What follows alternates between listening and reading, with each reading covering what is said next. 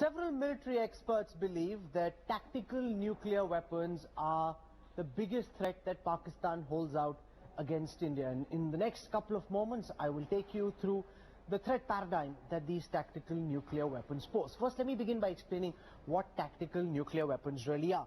The delivery mechanism for a tactical nuclear weapon preferred by Pakistan is the HATF-9 short-range ballistic missile. This is designed for use on a battlefield. So unlike an atomic bomb which was used in Hiroshima and Nagasaki by the United States, this is meant to be a short-range ballistic missile with limited damage. They don't destroy entire cities.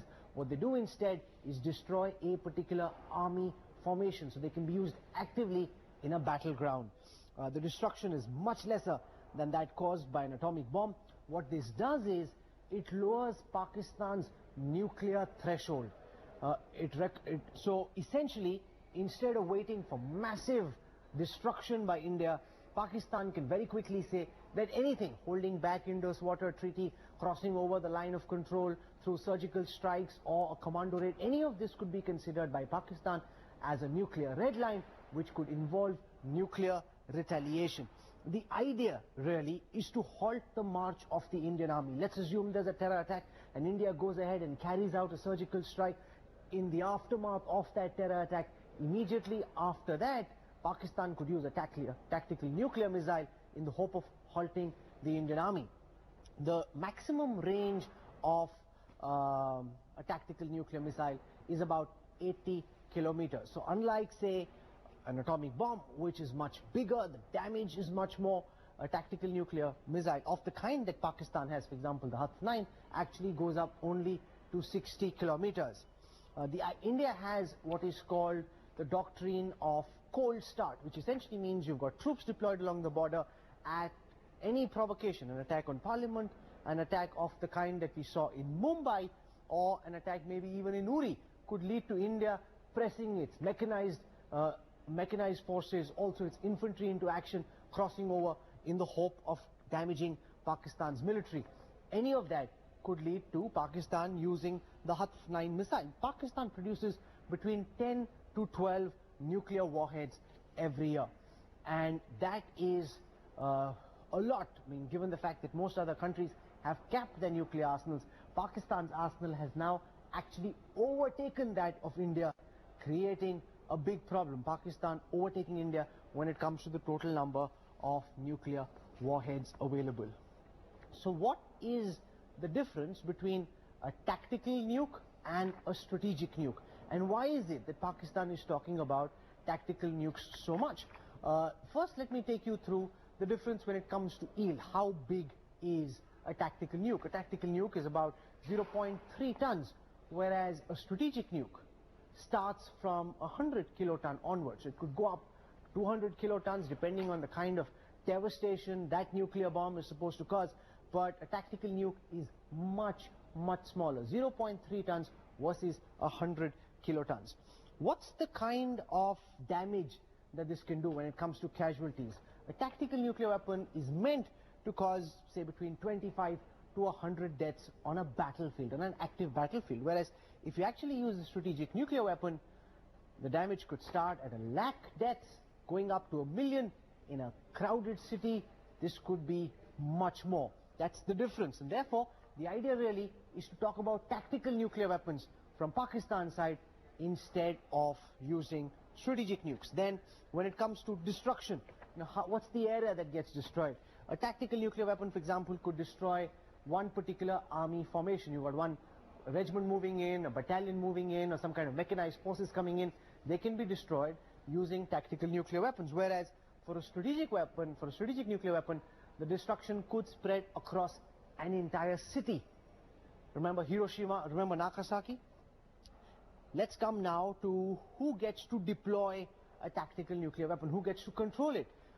In a tactical weapon, the control is delegated down to the battle formation, which is made in charge of using that tactical nuclear weapon. Whereas when it comes to strategic nuclear weapons, the control is actually with senior officers. So you've got senior officers at the command headquarters who take those calls instead of tactical nuclear weapons which are controlled by junior officials. Finally, what's the delivery system? You can see in the graphic representation that you have here, a tactical nuclear weapon, for example, the HUF-9 is a much smaller missile, whereas a strategic nuclear weapon requires a much bigger delivery mechanism, a much more long-range missile system. So what new challenges does this new weapon system throw up for India? Remember, unlike Pakistan, India has no tactical nuclear weapon. So that's the crucial thing. We have, of course, strategic nuclear weapons. We don't have these battlefield nukes. India simply doesn't believe in that theory. Our declared nuclear doctrine is of massive retaliation. That if there is a nuclear weapon used against us, India's nuclear doctrine says there will be unprecedented, massive retaliation from India's side. We also have a declared policy of no first use, which essentially means that India has committed not to ever use a nuclear weapon first. If we get attacked, we may retaliate, but we will not use a nuclear weapon first. And that is an open declaration on India's part. What Pakistan is doing, though, is it is trying to deploy tactical nuclear weapons for battlefield purposes. For example, if you've got the Indian Army marching in anywhere along the international boundary, along the line of control, they're threatening to use tactical nuclear weapons maybe on their own soil. So it's not an attack on India, it's a tactical nuclear weapon that's been exploded right above an Indian formation on Pakistani soil, meant to complicate the equation for Indian strategists. Tactical nuclear weapons have never ever been used in action globally. No country has ever used tactical nuclear weapons. Pakistan hopes, if required, if push comes to shove, to use tactical nuclear weapons on its own soil to halt the march of Indian forces. And therefore this is their ultimate trump card. Now, tactical nuclear weapons have several limitations, several risks associated, and I want to take you through what Henry Kissinger called the mad major syndrome. That you've got some young officer, a jihadi major, for example, indoctrinated by radical forces. If he, God forbid, gets access to a tactical nuclear weapon, there could be all manner of confusion, because authorization of tactical nuclear weapons is actually delegated to junior officers. It's not controlled by the army chief sitting inside army headquarters. They're controlled by battle formations on the ground. These are vulnerable also to battlefield accidents. They could go off accidentally, or, for example, there can be a strike by an Indian missile in which you end up hitting a nuclear loaded device. They're also susceptible to unauthorized use. A major could go rogue. He could end up detonating a tactical nuclear weapon, creating all manner of complication. And finally, there is the risk, especially in a country like Pakistan, of a tactical nuclear weapon falling into wrong hands. And that, again, is a big risk. I want to go across now to Bharat Karnad. He's one of India's foremost experts on the spectre of nuclear warfare. With us also is Alisa Ayes. She's a senior fellow for India, Pakistan and South Asia Council on Foreign Relations, joining us from Washington, D.C. I want to go to Bharat Karnad first, because we heard Khwaja Asif, Pakistan's defense minister. We heard a very rattled General Musharraf on India today. We've been hearing statements put out by army headquarters in Rawalpindi. All of them, at anything India does, say, we will explode the nuclear weapon. Don't you dare mess with us. Is that threat, Bharat Karnad, for real? No, it's absolutely not credible. It is just a lot of hollow talk to buck up their own spirits, essentially. Mainly because I think and I admire the Pakistan Army and the leadership because it's a very professional force. And as a professional force, while you might indulge in threat mongering and trying to light the fire under the adversaries, to try to, in a sense, undermine the adversary's plans and intentions, and deter him from doing whatever they think India is planning to do. When push comes to shove, I doubt very much that the Pakistani generals will allow the use of any type of nuclear weapon, tactical or otherwise, in any situation with India, because there's a historical record of India-Pakistan conflicts being limited and severely limited. And so any use at all of nuclear weapons of any kind becomes strategic use in the South Asian context. So there's no such thing as tactical nuclears as different from strategic nuclear weapons. When you bring in China or some other major adversary of India, strategic makes sense. But any use in the nuclear context within the subcontinent is necessarily strategic. Saying it doesn't matter what the delivery system is, it doesn't matter what the yield of the weapon is, any use from India's perspective would be considered strategic and would therefore invite the doctrine of massive retaliation. I want to go across to Ali Sayers, get a perspective from Washington as well. You know, it's almost as if I will not go out for a movie with you, I will not talk to you, I will nuke you. You know, that's the way Pakistan is banding about the nuclear word. Bharat Karnad says it's all bluster, not to be taken seriously. Is that a perspective you share? Or do you believe that Pakistani generals, the Pakistani army, Pakistani ministers are dead set serious that any form of action, even if it's not military, undertaken by India would invite nuclear retaliation? Ali Sayers.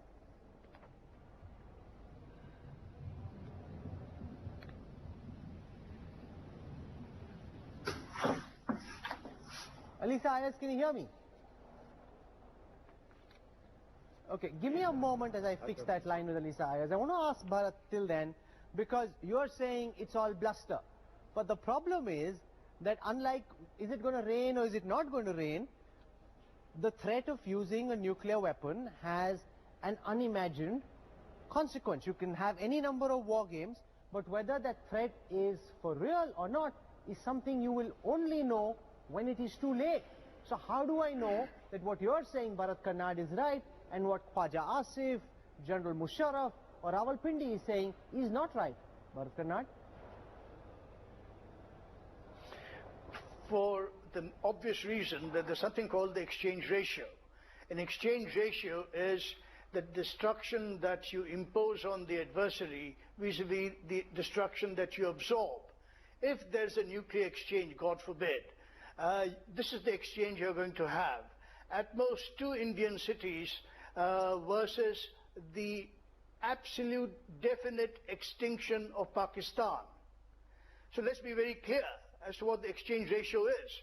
And that's the reason why all these threats by these various Pakistani gentlemen make no sense and will not be carried out. As I said, there's a great difference pre-use about making these threats, because these are easy to make, and they are also aware, Pakistani army is very aware that Indian government and the Indian agencies are extremely nervous and nervy type of adversary. They back down very easily. They are cowed down easily. And so in that context, with that kind of prejudice in their minds, think it's bluster? About I'm told that Alisa Ayaz is back with us. Alisa, can you hear me? They are willing to take the risk. Alisa, can you hear us? Yes, I can. I'm so sorry. Something seemed to happen to the audio line. Don't worry at all. It's good to have you with us, Alisa. Bharat Karnad here arguing that what we're hearing from Pakistan is mere bluster. When Khwaja Asif says we'll nuke you, when General Musharraf tells India today that if you do anything to the Indus Water Treaty, we'll nuke you. You know, they're using the nuclear weapon as if it's candy, coffee, ice cream. He says it's all bluster meant to just make India feel threatened. They're not going to actually do it. Sitting in Washington, given your expertise, your experience, what do you think? Is this bluster or is the threat real? Well, I certainly wouldn't want to test the proposition to find out whether it's just bluster or not. I mean, I think this is a quite worrisome threat. I was very disturbed to see the defense minister's threatening comments earlier today, as I would imagine most people in India must be very disturbed to see that, particularly since Pakistan hasn't taken much action or even been willing to look into the possibility of what happened in Uri about a week ago. So certainly in Washington, I think there is a concern and a worry that there is a rapid escalation and that Pakistan, which does not have a no first use policy, may be willing to make use of nuclear weapons in a way that we have not seen. I certainly would be concerned.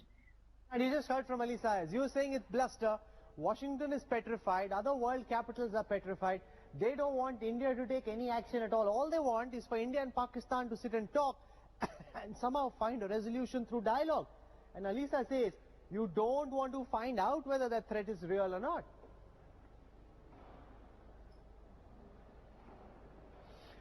Look, if the idea is to, in a sense, immobilize India, this is the best thing to do. It is really, there's a vested interest on the part of the United States and Washington policy circles in particular, who, always bring in this aspect, and they build up this scenario of Pakistan's imminent use and so on. This is nonsense.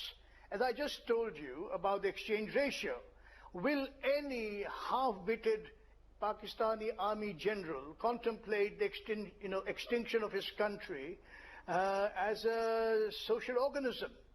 He will not. There is no such thing.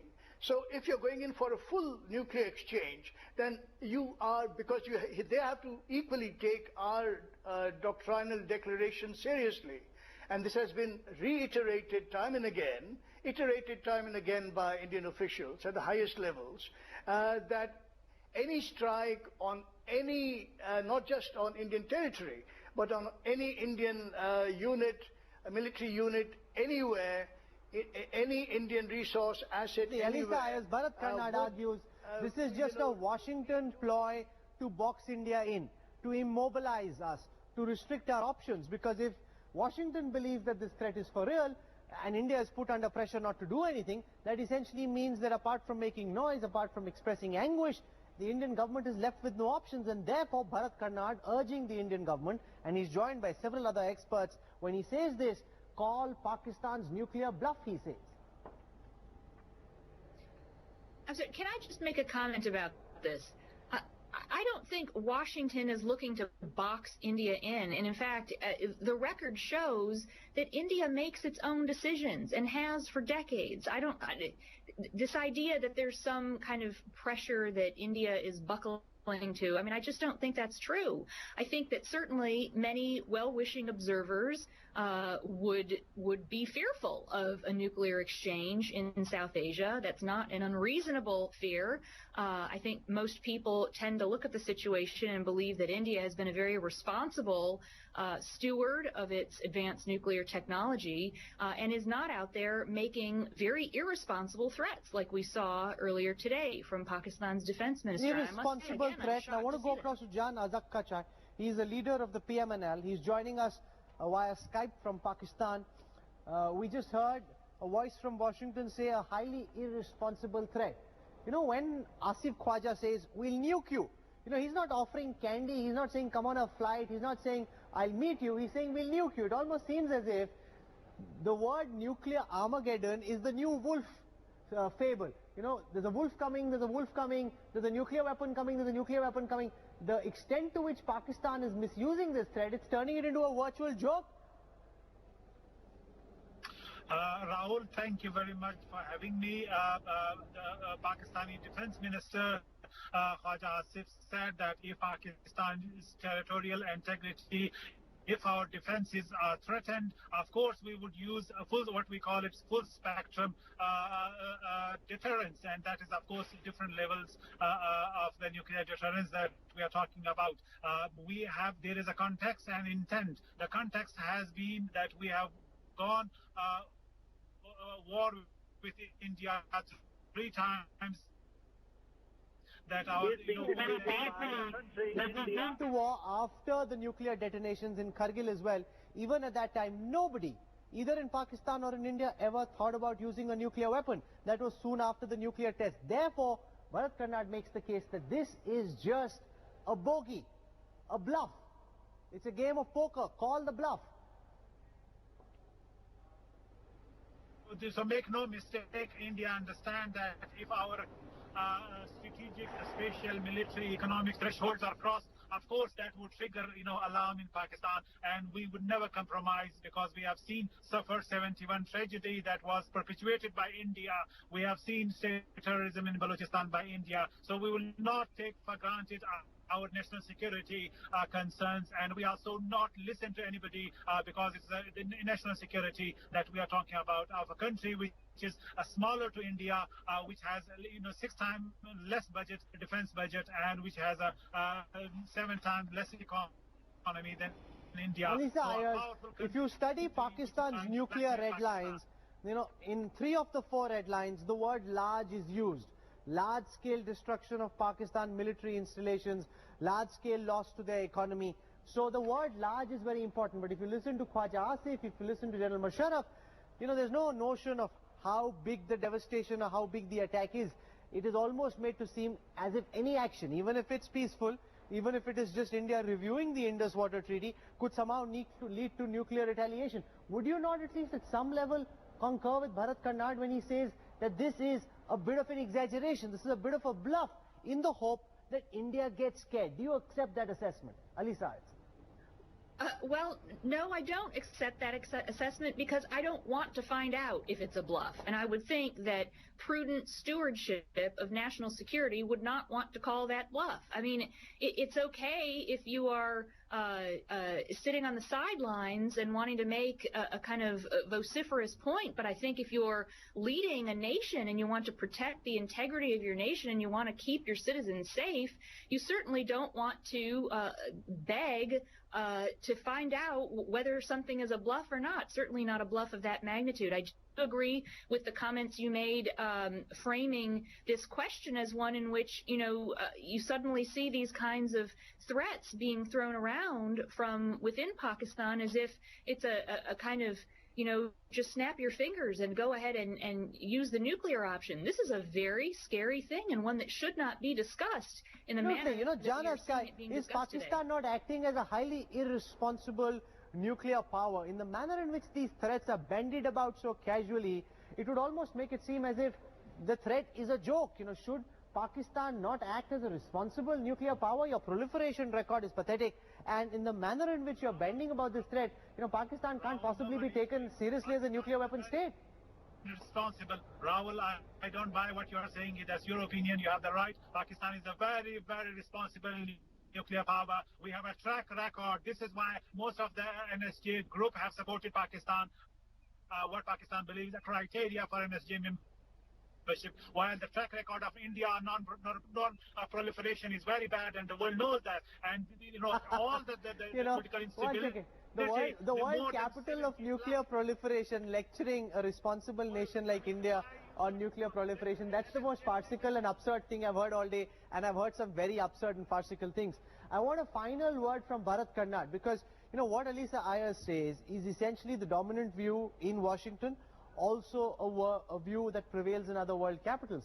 Whether this is bluff, whether it's bluster, whether it's poker, whether it's teen patti, whether it's real, is something she doesn't want to find out, and she strongly insists that the stewardship should be such between the two countries that we never ever need to find out. Do you think that's a valid concern the world has? Because you're looking at it from a uniquely Indian perspective, but Alisa Ayers looks at it from a global perspective and says whether this threat is for real or not. She's lecturing Pakistan saying don't hold out these threats idly, but she's also saying I don't want to find out if the threat is for real. Bharat Karnad, final words. No, look, it's all very well for all the other countries not of South Asia to be very concerned and so on. The fact of the matter is the so-called India-Pakistan wars that everybody talks about are a bit of a joke and have always been so. It's the best description of the India-Pakistan wars is what Major General D.K. Palit, former DGMO, Director General Military Operations, at that time Director Military Operations, said these were. He called them communal riots with tanks. And if you look and analyze, as I have done in my writings, the wars that India and Pakistan, so-called wars, I always say so-called, between India and Pakistan, they in fact resemble riots. Now you suddenly are talking about, a nuclear exchange, and you talk, what did I say earlier on? Pakistani army is a very professional army. The leadership is a professional leadership. They're not going to go off on a jag just to show off their tactical nukes, when what they get in return will be the complete decimation of their country. Extinction, in fact. So please, either you are underestimating the Pakistani army's professionalism and their competence and their mental balance. If you are, of course, conjecturing a mad general or a mad mullah general or something, that's different. We are talking about a very stable situation here in terms of the nuclear weapons. As I said, try separating that from all the talk of threat and bluster and the threat mongering. That is par for the course in such things. There are no easy answers. There can be no definite answers. And as Alisa Ayers says, by the time there is a definite answer, it's possibly too late. Bharat, Karnad, Jana Zakchai, Alisa Ayers, for joining us in the newsroom tonight. Thank you very much. Deeply appreciate your insights. But what is very, very clear is that Pakistan and Pakistani leaders acting totally irresponsibly when they go about threatening nuclear Armageddon as if it's a movie ticket you're going to buy for a movie you intend to watch this weekend. This is not the way any country ought to behave. And also, as Bharat Karnad said, all of it can't be taken seriously because there's a lot of bluster involved too. We're slipping into a break. When we come back, Pakistan totally isolated in the regional context. 4 countries pull out. The SAARC summit about to be officially cancelled, even though Pakistan